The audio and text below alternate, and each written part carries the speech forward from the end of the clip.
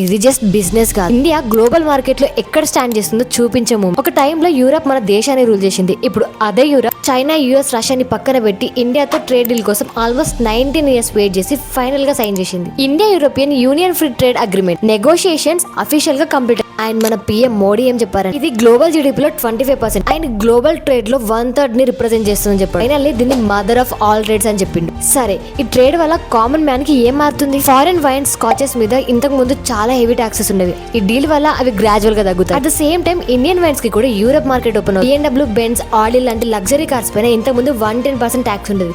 దాన్ని 40% కి తగ్గించారు.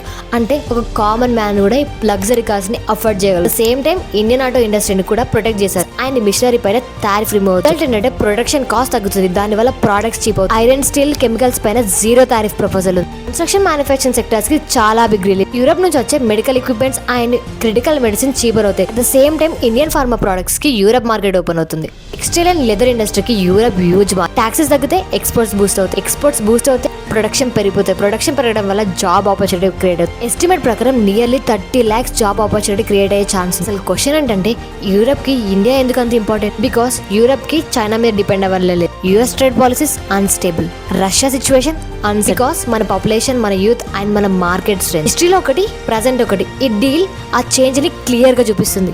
మీరేమంటారు? కామెంట్ సెక్షన్ లో చెప్పండి.